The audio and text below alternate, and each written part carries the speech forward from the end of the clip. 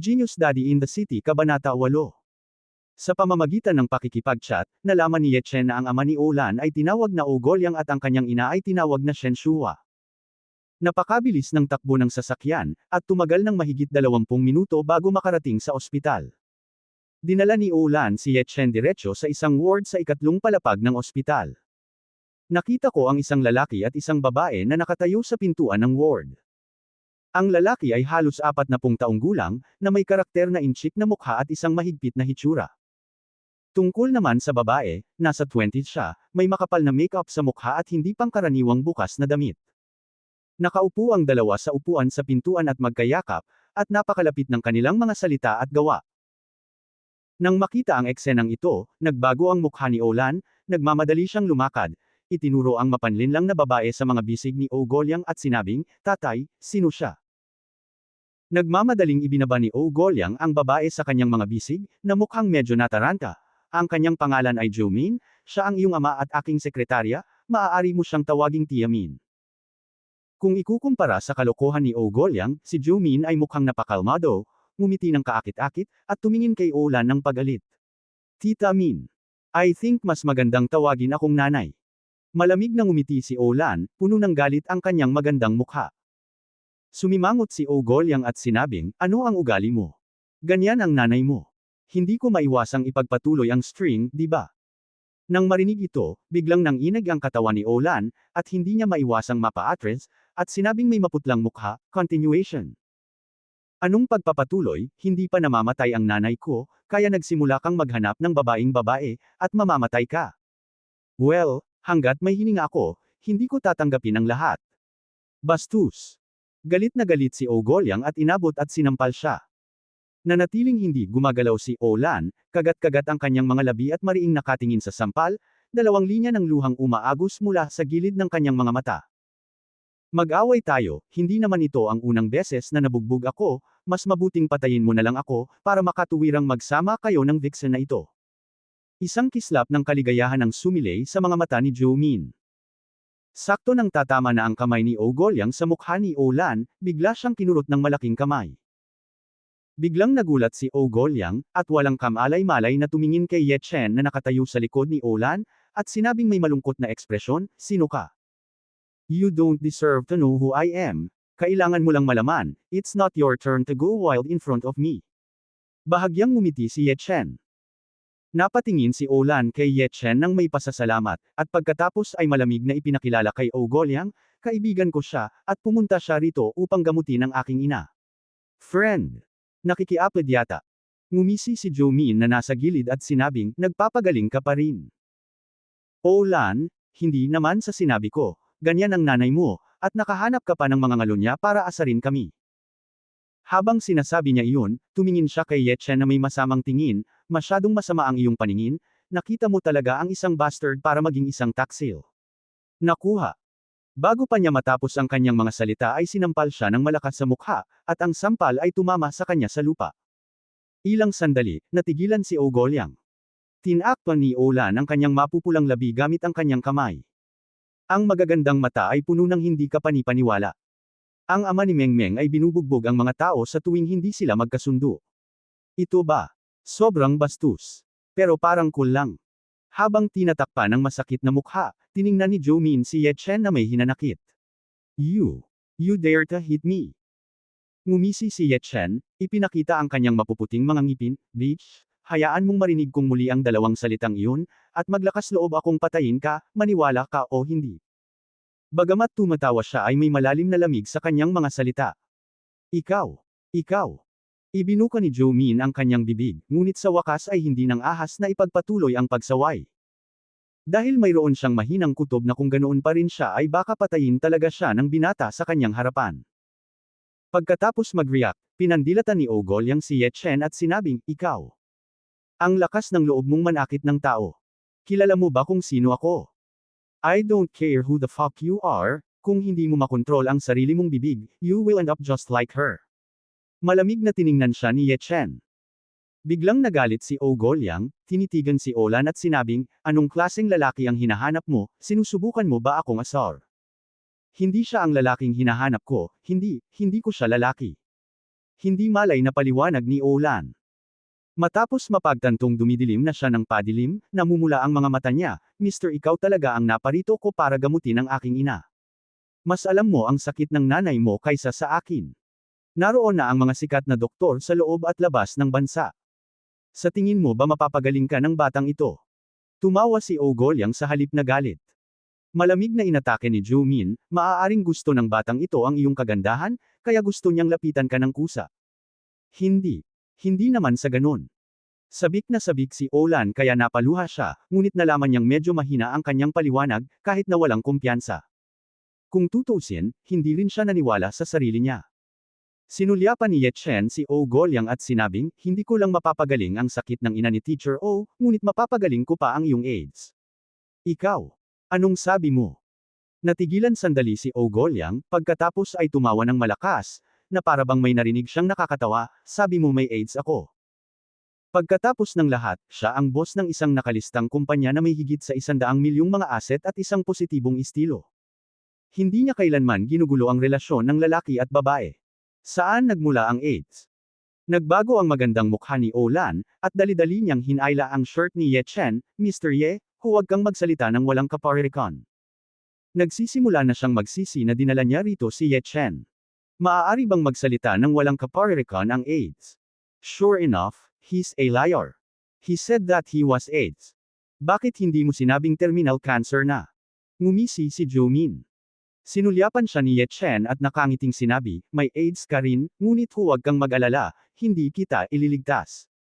Mr. Ye, nakikiusap ako na itigil mo na ang pag-uusapan. Sa sobrang pagkabalisa ni Olan ay muntik na siyang umiyak, hindi niya inaasahan na magiging hindi maaasahan si Ye Chen. Nang makita siyang ganito, napabuntong hininga si Ye Chen at sinabing, kalimutan mo na ito, mas mabuting trituhin ko muna ang iyong ina. Pagkasabi niya nun, papasok na siya sa ward. Agad siyang pinigilan ni Ogolyang at Ninishan, sino ang nagpapasok sa iyo? Lumabas ka na, o may tatawagan ako. Isang matalim na tingin ang sumilay sa mga mata ni Ye Chen, at si Ogolyang ay nanlamig, na para bang siya ay natulala. Ikaw.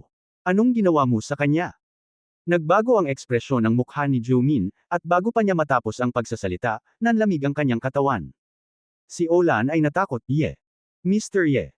Huwag kang mag-alala, nag-click lang ako sa mga acupuncture point nila. Makakagalaw na sila sa loob ng 1 oras. Siya nga pala, nakatayo ka sa pintuan para tulungan akong bantayan sila, at walang ibang makapasok.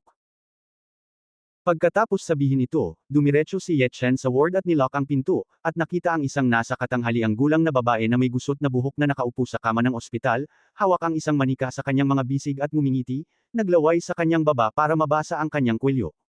Malinaw na siya ang ina ni Olan, si Shen Shuhua. Walang kamalay-malay na lumapit si Ye Chen at tinanggal ang manika sa kanyang kamay. Bago pa siya makatawag, inabot niya ang kamay niya sa gitna ng mga kilay niya para pigilan siya. Pagkatapos ay kinuha niya ang Qingshen pill mula sa kanyang katawan at ipinakain ito sa kanyang bibig, ipinatong ang kanyang palad sa ibabaw ng kanyang heavenly spirit cover, at mabilis na pinino ang Qingshen pill. Pagkaraan ng mahigit 10 minuto, ang Qingshen Dan ay ganap na napino, at ikanaway ni Ye Chen ang kanyang kamay upang i-unlock ang kanyang acupuncture point. Tumigil si Shen Shuhua sa pagpupumiglas at pagsigaw, at may kumislap na kailanawan sa kanyang mga mata. Matapos makita si Ye Chen, hindi niya namamalayan na nagtanong, Sir, sino ka? At saka, nasaan ako? Ano ang pangalan ng iyong anak na babae? Tanong ni Ye Chen. Ang alin? Anong pangalan ng asawa mo? O Golyang. Anong ginagawa mo? Nagbukas ng department store. Sunod-sunod na nagtanong si Ye Chen, at sinagot ito ni Shen Shuhua ng napakalinaw at tama.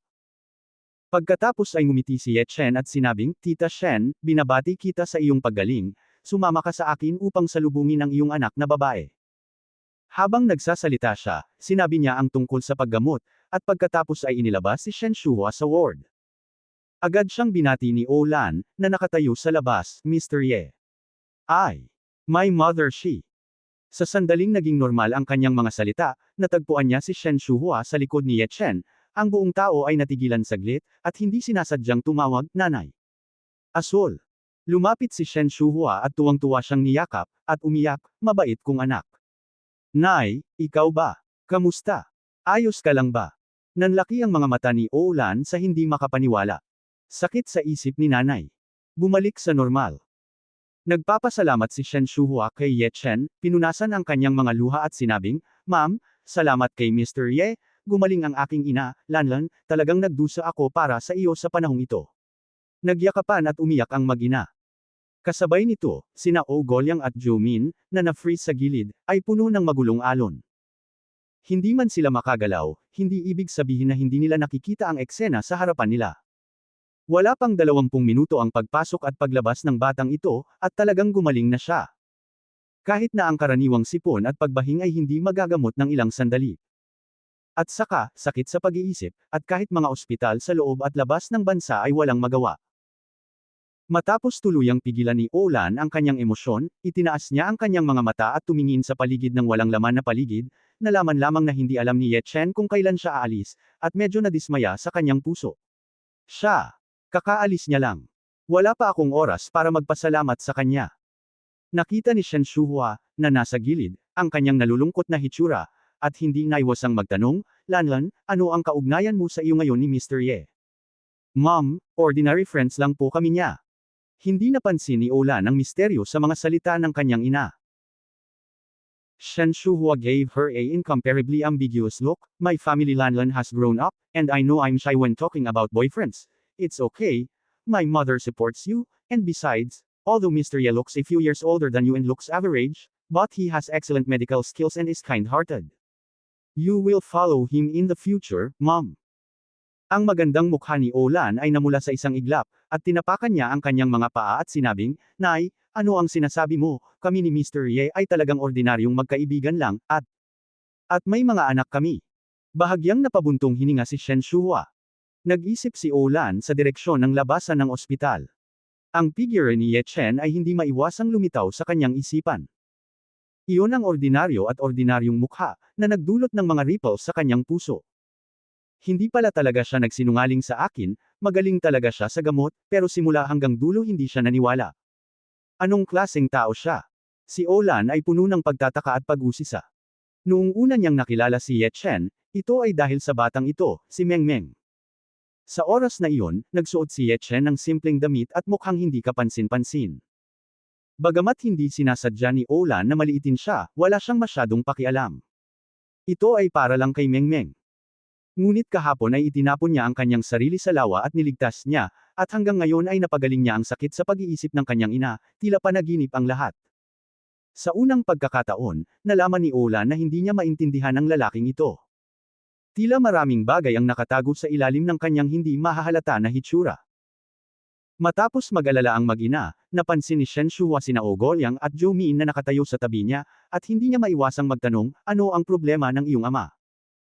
Malamig na bumantong hininga si Olan, muling nagkwento, at muling nagsabi, sabi ni Mr. Ye, makakagalaw sila pagkatapos na tumayo ng isang oras.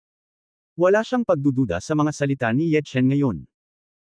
Tiningnan ni Shen Shuhua sina Oh Golyang at Zhou Min na may masalimuot na tingin, at bumantong hininga, kalimutan mo na ito, pumunta ka at tawagan ang doktor at tingnan kung matutulungan nila ang iyong ama na tanggalin ang mga acupuncture point. Tungkol naman sa relasyon namin ng iyong ama, pag-usapan natin ito mamaya. Bagamat nag-aatubili si Olan, masunurin pa rin siyang tumawag ng doktor. Hindi nagtagal ay naalarma na ang buong ospital. Dahil ipinadala ng ospital ang lahat ng mga eksperto sa TCM, na lahat ay napakahusay sa mga punto ng acupuncture ng tao, nakakagulat na matuklasan na napakaraming eksperto ang hindi makakatulong kina Oh Golyang at Zhou Min na malutas ang mga acupoint. Ang isang matandang doktor na Chino na may kulay abo na buhok na nakasandal sa mga saklay ay nahuli sa karamihan, na nakatingin kay Oh Golyang at Zhou Min na hindi kumikibo, siya ay namangha, magical skill, isa lang itong mahiwagang kasanayan. Ang taong ito ay dapat na isang master ng tradisyonal na Chinese medicine na nakatago sa katutubong, o isang master ng martial arts, at ang kanyang pananaliksik sa mga punto ng acupuncture ng tao ay mas mataas kaysa sa ating lahat. Hindi isang pagmamalabos na ilarawan ng unang tao sa mga punto ng acupuncture. Nanginginig ang isa pang matandang eksperto. Ikaw ang nagsabi. Lahat ay may sinabi sa akin, at ang buong pinto ng ward ay nagkagulo. Galit na sabi ng isang batang doktor, ano ang pinagsasabi mo? Ano ang dapat nating gawin ngayon? Hindi naman natin sila hahayaang tumayo lang dito, di ba? Sa tingin ko, ilipat na lang natin sila sa hospital bed. Sa sandaling sinabi niya iyon, may magbubuhat kay Ogolyang. Huwag kang gagalaw. Ang matandang doktor na Chino ay nagmamadaling huminto at sinabing, hindi ka dapat gumalaw. Bago mo maunawaan ang sitwasyon, hindi mo maaaring hawakan ang punto ng acupuncture. Ano ang mangyayari kung lumipat ka? Medyo hindi kumbinsido ang batang doktor. Huminga ng malalim ang matandang doktor at sinabing napakaseryoso, kapag nahawakan mo ang mga ito at hindi sinasadyang nahawakan ang iba pang mga punto ng acupuncture, ito ay magiging mas mahirap na maunawaan, at ito ay magbabante pa sa kanilang mga buhay. Matapos makita ang isang lalaki na nakakuha ng mga punto ng acupuncture sa Vietnam, ang kanyang kasama ay hinawakan siya, at ang mga buto ng buong katawan ng lalaki ay nabali sa lugar. Sa sandaling sinabi niya ang mga salitang ito, sina Ogolyang at Joe Min ay halos matakot sa kamatayan. Pagtingin sa mga hindi naniniwala at sabik na mga tao sa kanilang paligid, halos mapasigaw sila. Babae, huwag mo akong sasaktan. Tumayo ang direktor ng ospital at sinabing, kung ganoon nga, hayaan silang tumayo ng 1 oras. Kung hindi na nila ito kaya. Tumango ang lahat, pagkatapos ay tinitigan sina Ogolyang at Joe Min na may malalaking mata. Mahigit 10 minuto ang lumipas, sa tunog ng dalawang umutot, lahat ay nagmamadaling tinakpan ang kanilang mga bibig at ilong, at nakita lamang sina Ogolyang at Joe Min na nakaupo sa lupa habang ang kanilang mga puwit ay nasa lupa, na mukhang masaya. Nagmamadaling sumulong ang matandang doktor at tuwang-tuwang sinabi, Mr. O, bilisan mo, sabihin mo sa akin, sino ang eksperto na nagbigay sa iyo ng mga punto ng acupuncture, gusto ko siyang sambahin bilang isang guro. Salamat ate. Si Ogolyang ay malapit ng umiyak. Matapos siyang itulak palayo, lumingon siya sa direktor ng ospital at sinabing, President Chen, bilisan mo at magpa-blood test ka para sa akin. Magpa-full body check ka. Hinala ko may AIDS ako. Tahimik na lumabas ng bahay si Ye Chen, umakyat sa bundok sa likod ng komunidad, tumangala sa bilog na buwan sa itaas ng kanyang ulo, at isang kakaibang kulay ang sumilay sa kanyang mga mata. Pagkatapos ay pumili siya ng isang lugar upang magnilay-nilay na nakakross ang kanyang mga tuhod, kinurot ang serye ng mga magic trick gamit ang dalawang kamay, at tahimik na nagsagawan ng Tungbao Immortal Technique. Sa isang pag-iisip, nakita niya ang isang maliit na madilim na berdeng bote sa kanyang kamay. Ang bote ay kasing linaw ng jade, halos kasing laki ng palad ng isang sanggol, at ang buong katawan ay nakaukit ng mga ibon, hayop, insekto at isda, at kahit na walang takip ng bote. Tahimik itong tiningnan ni Ye Chen, na may nostalgia sa kanyang mukha, at bamulong sa sarili, matanda, nagkita tayong muli. Ito ang bote ng Liu Xian. Nang makuha ito ni Ye Chen matapos itong malunod sa ilog, ito ay dahil tumawid ito sa larangan ng sariling paglilinang, at dahil sa kakayahan itong pahinugan ang elixir na kaya itong linangin ni Ye Chen sa loob lamang ng 3,000 taon. Sa kaharian ng Immortal Venerable, sa wakas ay napanalunan niya ang trono ng Heavenly Emperor. Sa loob ng 3,000 taon, hindi ito pinag-aralan ni Ye Chen ng lubusan, at hindi alam kung saang uri ng material ito ginawa, o kung mayroon itong iba pang kakayahan. Sa ilalim ng liwanag ng buwan, ang buong katawan ng bote ng Liu Xian ay bahagyang nanginginig, at pagkatapos ay isang mahinang berdeng ilaw ang bumuga. Nanatiling hindi nagbabago ang ekspresyon ni Ye Chen, na para bang matagal na niyang nakasanayan ito. Matapos mawala ang berdeng ilaw, agad siyang naglabas ng kulubat na itim na tagihawat, na kasing laki ng walnut. Ito ang huling pagkakataon na nakuha niya ito mula sa Kowloon Antique City, at nagdulot din ito ng pagbabago sa Liu Xian bottle. Ang dahilan kung bakit hanggang ngayon ko lang ito pinag-aralan ay dahil ang likidong immortal na bote ay hindi makakagawa ng misteryosong berdeng likido hanggang sa gabi ng kabilugan ng buwan. Nag-isip sandali si Ye Chen, at agad itong inilagay sa isang piraso ng matabang lupa, pagkatapos ay kinuha ang bote ng Liu Xian at marahang ibinuhos dito. Isang patak ng berdeng likido na may matinding berdeng kulay ang tumulo mula sa bibig ng bote, at tuluyang damapo sa itim na bukol. Sa sandaling tumulo ang berdeng likido sa itim na tagihawat, nawala ito sa isang kisap mata, na parang hinigup. Kakakaka. Tinitigan ni Ye Chen ang itim na bukol ng walang hininga, at nakitang nanginginig ito ng ilang beses sa lupa, at sa mahinang tunog, nagsimula itong maglabas ng kabibi, at ang itim na kabibi sa labas ay nabasag. Ang isang bagay na parang galami ay dahan-dahang umunat mula sa kabibi, na umaabot paitaas, at ang mga galami ay naging mas mahaba, at sa wakas ay lumaki hanggang sa taas na higit sa 3 talampakan, at muling nagpahaba ng hindi mabilang na mga galami, na naging mga sanga at nag-iiwan ng isa-isa. Wala pang ilang paghinga, tila naging maliit na puno, hindi kasing kapal ng bunganga ng mangkok ang puno, ngunit puno ito ng malalagang mga dahon. Nakataas, isang itim na bulaklak ang namukadkad mula sa puno, ang bulaklak ay lumaki ng lumaki, hanggang sa ito ay kasing laki ng kamao, at sinabayan pa ng nakakapreskong halimuyak. Anong klaseng bulaklak ito? Napakabango. Si Rao ay si Ye Chen ay nakakita ng hindi bababa sa 10,000 uri ng mga espiritual na bagay sa kanyang nakaraang buhay, ngunit hindi pa rin niya ito makilala. Sa ilalim ng kakaibang halimuyak na ito, natakot siya nang malaman na ang espiritual na kapangyarihan sa kanyang katawan ay talagang bumilis, at ang orihinal na hubad na lupa sa ilalim ng kanyang mga paa ay baliw na lumago ng makapal na puno ng mga damo. Si Ye Chen ay hindi nang ahas na mag-alinlangan, at nagmamadaling umupo ng nakaluhod, pinaandar ang Human Emperor Sutra, na galit na sinisipsip ang kakaibang halimuyak na ito. Sabay-sabay. Mabilis na tumaas ang kanyang kaharian, naabot ang rurok sa unang yugto ng espiritu ng pagtitipon, ang gitnang yugto ng pagtitipon, at ang rurok sa gitnang yugto ng pagtitipon. Nang gusto niyang makapasok sa huling yugto ng pagtitipon ng mga espiritu sa isang hininga, at maging ang dakilang kasakdalan, o maging ang yugto ng pagbuo ng pundasyon. Wala na ang bango. Wala na. Dali-dali niyang iminulat ang kanyang mga mata at nakita niyang nalanta na ang itim na bulaklak at napalitan ng parang prutas. Ito ay itim, hindi bilog, hindi man oval, ngunit isang bar, medyo parang rolling pin. Ano ito?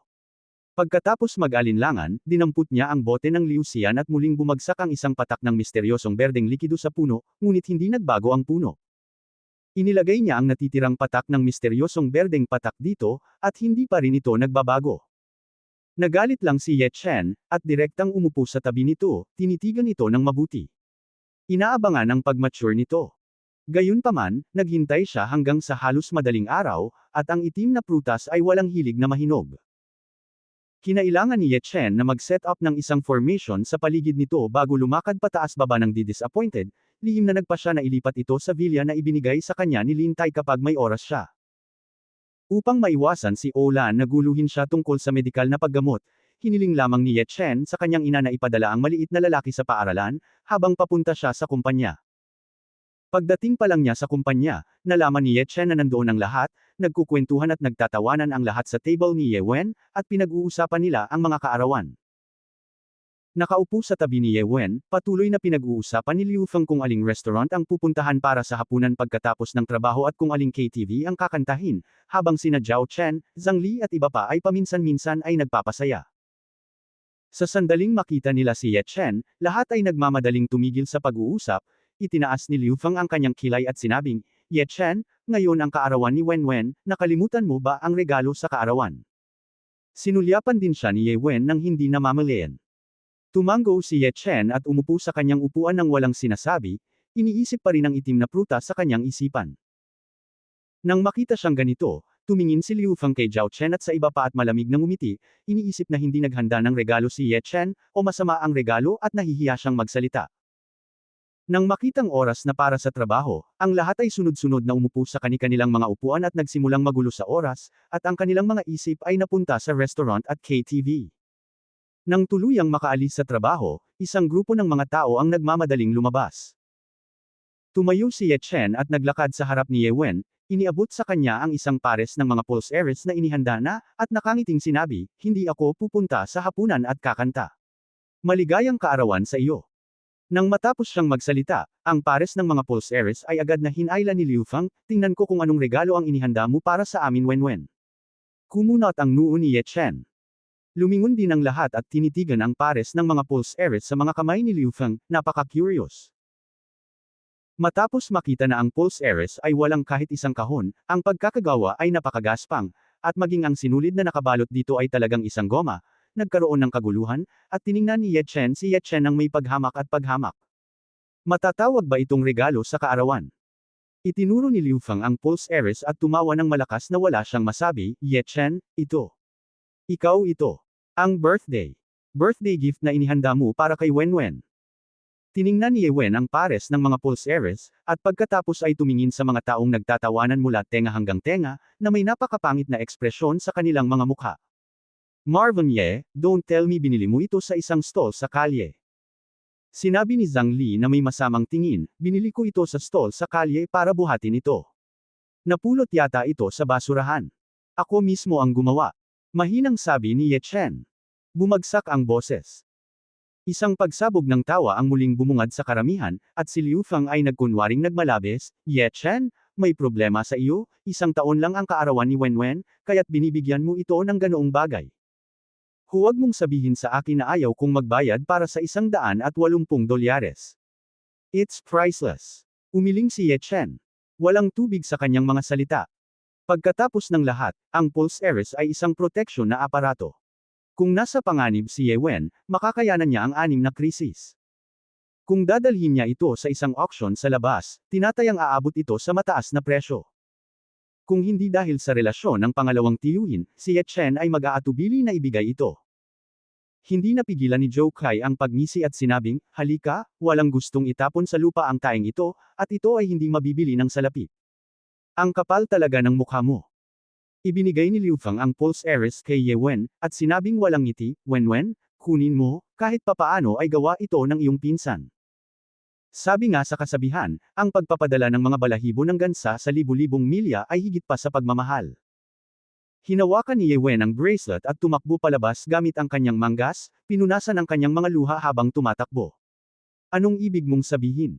Wala akong pakialam kung hindi mo ako bibigyan ng regalo. Ngunit talagang binigay mo sa akin ang piraso ng tae na ito. Sinadya mo bang ipahiya ako? Sinasadya mo ba akong ipahiya sa harap ng lahat? Matingkad ang ilaw sa KTV entrance ng Lin Chengju Palace. Hinawakan ni Ye Wen ang puno ng willow sa gilid ng kalsada at walang tigil na sa muka, umiiyak habang sumusuka, ipinapakita ang kanyang kapangitan, tulad ng isang lasing na baliw. Bakit? Ye Chen, ano ang utang ng pamilya namin sa iyo sa huling buhay? Bakit mo pinagmumultuhan ang pamilya namin na parang plaster ng balat ng aso? I usually pretend to show it to someone with straight face. Kung hindi dahil sa dad ko, hindi na ako magsasawang tingnan ka. I'm almost 30. Hindi lang tumakas ang asawa ko, kailangan ko pang umasa sa mga relasyon para makahanap ng trabaho. Tama ang nanay ko, sayang ka. I hate you, I really hate you. Sa tabi niya ay nakatayo sina Liu Fang, Zhao Chen, Zhang Li, at Zhou Kai, na patuloy na umaaliw sa kanya. Okay, Wenwen, huwag ka nang umiyak, hindi mo kailangang magalit sa basurang iyan. Kung magalit ka, ikaw ang maghihirap. Tama si Zhao Chen, Wenwen, kung hindi ka magalit, hihilingin ko kay Zhou Kai na maghanap ng ilang tao na papaalis sa trabaho at bugbugin ng sako ang batang iyon sa ulo, na itinuturing na galit para sa iyo. Don't mess around. I think medyo bihasa ang apelyidong Ye. Kung mahirap talagang kalabanan, I suggest na si Liu Xiao na lang ay sibakin na lang siya. Inabot ni Liu Fang at tinapik ang balikat ni Ye Wen, kinuha ang mga salita at sinabing, huwag kang mag-alala, walang katapusan sa akin at sa apelyidong Ye, hahanap ako ng pagkakataon na tanggalin siya sa ibang araw, para mailigtas tayo sa pagkasuklam. Ang hindi napansin ng iilang tao ay nakatayo si Ye Chen sa kalsada sa tapat nila at tahimik na nanunood, at nakikinig sa kanilang sinasabi bawat salita.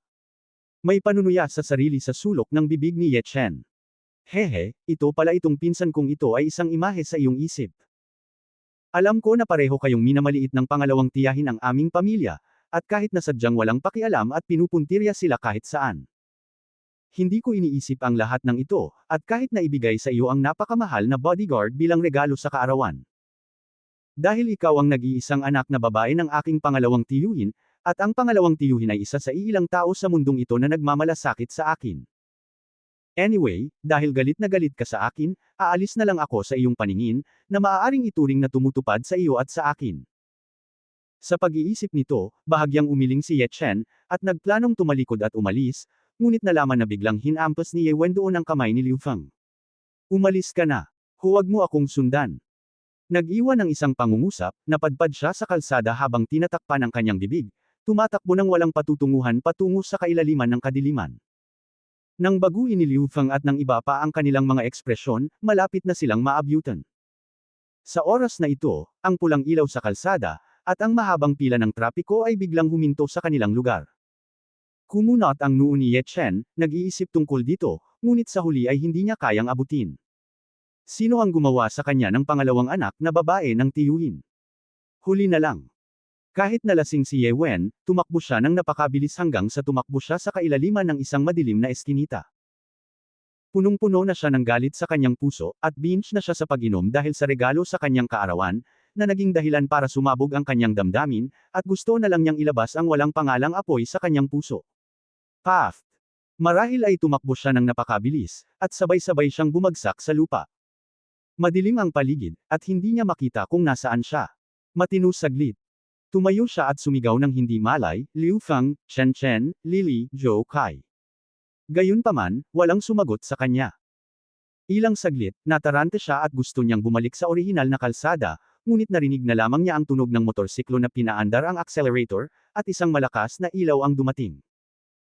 Isang motorsiklo ang dumaan mula sa malayo, at may dalawang kabataang nakaupo sa kotse, ang isa ay matangkad at ang isa naman ay maikli, nakasuot ng hikaw at kinulayan ng dilaw-dilaw berdeng buhok. Nang makita ng dalawa si Ye Wen, natigilan sila saglit, pagkatapos ay tiningnan siyang mabuti. Kuya, nasa oras ang babaeng ito. Biglang nagningning ang mga mata ng pandak na binata, at napalunok siya ng hindi malay. Ang matangkad na binata ay tumingin kay Ye Wen, pinagsalikop ang kanyang mga kamay at sinabing, ito ay higit pa sa maagap, hindi ko akalain na ang ating mga kapatid ay makakatagpo ng isang napakagandang lalaki dito. Nagbago ang magandang mukha ni Ye Wen, at hindi niya maiwasang umatras, ikaw. Ano ang gusto mong gawin? Kalokohan, ano pa bang magagawa ko?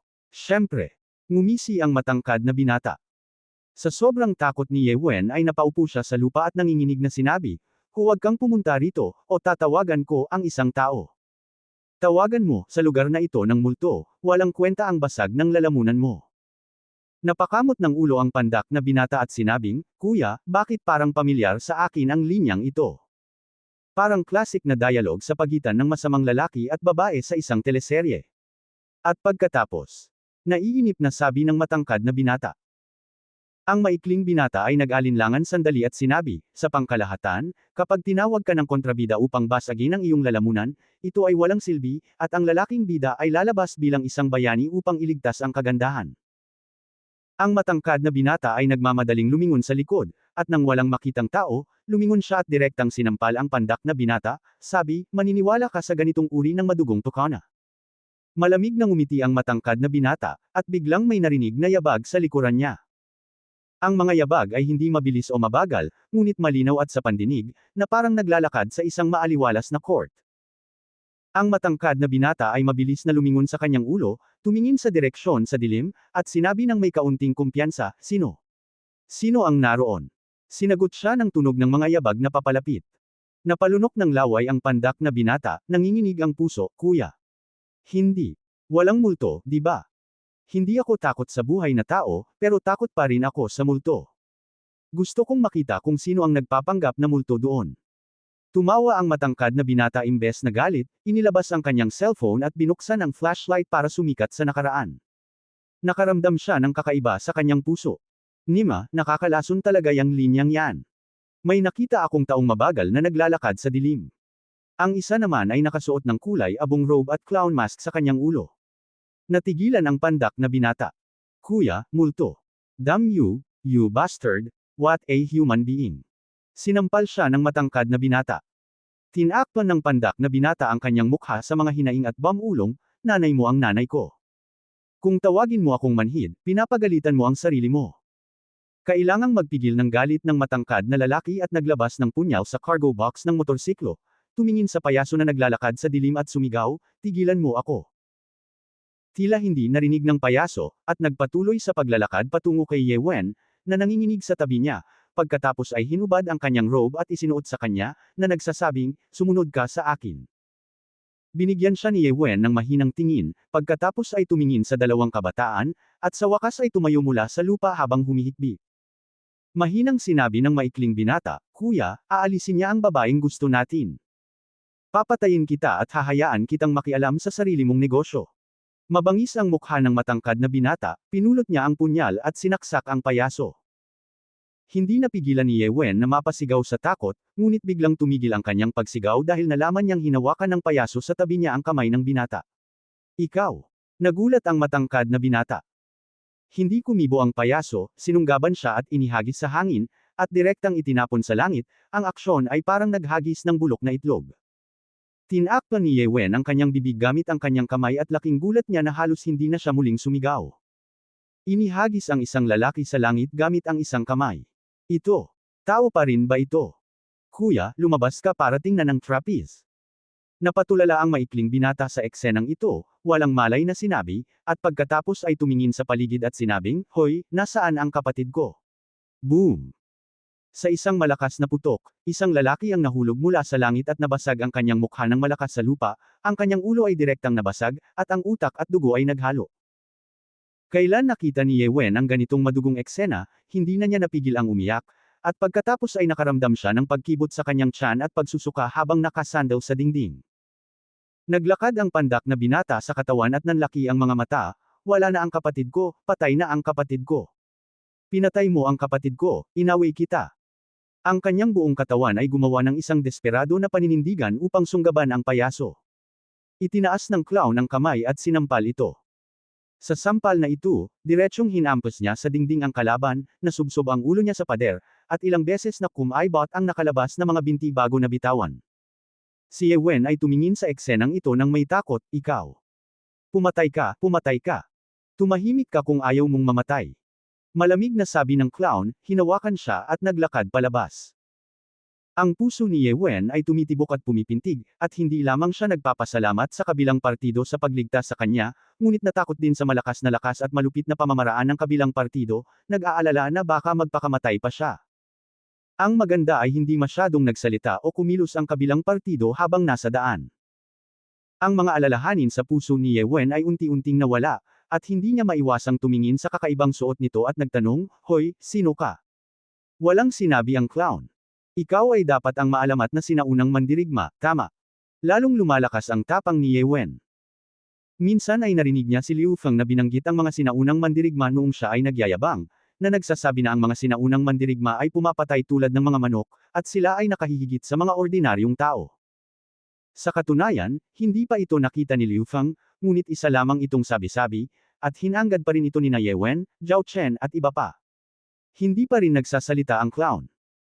Hindi ito pinansin ni Ye Wen, sa halip ay humajijek siya at sinabing, huwag kang mag-alala, hindi ko sasabihin sa iyo ang tungkol sa iyong pagpatay, ngunit bakit mo ako iniligtas? Ito ang pinaka-puzzling point sa puso niya. Ang timing ng hitsura ng kabilang partido ay tila hinahanap siya lalo na. Hindi kaya alam niya ng maaga na nasa panganib ako. Ang mahalaga ay nag-disguise pa siya, naka-helmet at hindi man lang makita ang mukha, dahil hindi maganda ang ilaw, maging ang kanyang figure at damit ay medyo malabo. Dumating. Nang dadalhin na sana siya ng payaso sa eskinita, bigla siyang napahinto. Alam ni Ye Wen na maghihiwalay na ang dalawa, ngunit medyo nag-aatubili siya ng walang dahilan, at namumula ang mukha, iniligtas mo ang buhay ko, maaari mo bang hayaang tanggalin ko ang maskara at hayaan mo akong makita kung ano ang hitsura mo? Ayos lang ako kapag lumingon ako sa likod. Gantihan kita. Hindi kailangan. Malamig na sinabi ng payaso at muling naglakad patungo sa dilim. Nagmamadaling sumigaw si Ye Wen, Oy, at least kailangan mong sabihin sa akin ang pangalan mo, di ba? Hindi lumingon ang clown. Nawala ito sa isang kisap mata. She, nagpapanggap ka ba na nilalamig ka? Katulad ng lalaking may apelyidong Ye. Ye Wen stomped her feet in disappointment, and said at the end of the sentence, pero you are much stronger than that guy. Nagkunwari siyang malalim dahil hindi siya nababagay sa grupo. Ikaw naman. Siguro ang lonely master na madalas sabihin ng mga tao. Bar. Habang nagsasalita siya, ang mga sigaw ni Liu Feng at ng iba pa ay nagmula sa malayo. Kinailangan ni Ye Wen na tingnan ng malalim ang kailaliman ng eskinita, at pagkatapos ay naglakad patungo sa tabing kalsada at kumaway kay Liu Feng at sa iba pa sa di kalayuan. Nagmamadaling lumapit si Liu Feng kasama ang isang tao, tiningnan siya ng taas-baba, at nag-aalalang nagtanong, Wen, saan ka nagpunta? Nag-aalala talaga ako sa atin ngayon lang. Wala akong pinuntahan. Malamig na sabi ni Ye Wen. Kung magbabago siya sa nakaraan at makita ang tunay na damdamin ni Liu Feng na inihayag, maaaring maantig siya ng kaunti. Ngunit pagkatapos na dumaan sa insidente ngayon lang, ang orihinal na posisyon ni Liu Feng sa kanyang puso ay bumagsak kaagad, at napalitan ng clown na nakamaskara, may malamig na ugali, at sobrang walang awa. Maaaring may pera si Liu Feng at maganda ang hitsura, ngunit pagdating sa alindog ng isang lalaki, hindi sapat ang kaunting pera, ang pinakamahalagang bagay ay maging matatag. At ang isang babae ay isang insecure na pag-iral, hindi banggitin ang isang tao na nagligtas ng kanyang buhay. Ang agwat sa pagitan ng dalawa ay malaki at maaaring makilala sa isang sulyap. Bahagyang nagulat si Liu Feng, at tila naramdaman ang paghihiwalay sa kanyang mga salita. Wenwen, ano ang problema mo? Ayos lang, naaabala ka ba? Naiinip na sabi ni Ye Wen. Si Zhao Chen, na nasa gilid, ay naglabas ng pares ng mga pulse area sa kanyang katawan at sinabing, ngayon pala, hindi mo sinasadyang napadpad sa KTV, at ipinadala ito sa amin ng staff pagkatapos nilang mahanap ito. Hindi ba ito ang sirang bagay na binigay ni Ye Chen kay Wenwen? Ano ang tinatago mo? Itapon mo. Ngumisi si Liu Feng, at sinabing kukunin na niya ang pulse ares. Tila may naisip si Ye Wen, kinuha muna ito, at nginisyan, ano ang ihahagis? Ibabalik ko ito sa kanya bukas, kaya wala akong pakialam sa kanyang mga gamit. Oo, pagkatapos mong ibalik sa kanya bukas, hahanap ako ng ibang dahilan para tanggalin siya. Ngumiti si Liu Feng at sinabi. Gabi na, balik na tayo. Napabuntong hininga si Zhang Li, mukhang inaantok. Pagkatapos ay may ilang tao na sumakay sa kotse at umalis. Nakatayo sa malayo, pinanood ni Ye Chen ang pag-alis ng sasakyan, tumingin gaya ng dati, at sa wakas ay tumalikod at nagmamadaling umuwi. Ito na ang huling pagkakataon. Ito ay tulad ng pagganti sa pagkakaibigan ng pangalawang tiyuhin. Kinabukasan, hindi pumasok sa trabaho si Ye Chen, ngunit dumiretso sa villa na ibinigay sa kanya ni Lin Tai Kowloon Bay. Matatagpuan ang Jiulong Bay sa Lincheng Villa Group Development Zone, sa gitna lamang, na napapalibutan ng isang artificial na lawa, tulad ng siyam na dragon na gustong lumipad. Tumayo si Ye Chen sa gilid ng artificial na lawa at tumingin sa tapat ng villa, at hindi napigil ang tumango ng palihim, tila talagang dumudugo si Lin Tai sa simula. Hindi niya piniling magsagwan, ngunit nagsagawa ng lightweight technique, at ang buong tao ay tumalon ng diretso sa lawa, at mabilis na tumakbo ang kanyang katawan patungo sa tapat ng lawa. Ang figure ay tulad ng isang dragon at isang tigre, at ang lugar kung saan ang mga daliri ay nakatapak ay mga dahon ng lotus, at walang posibilidad na mahulog. Kung makikita ng outsider ang eksenang ito, siguradong hindi sila makapagsalita sa gulat.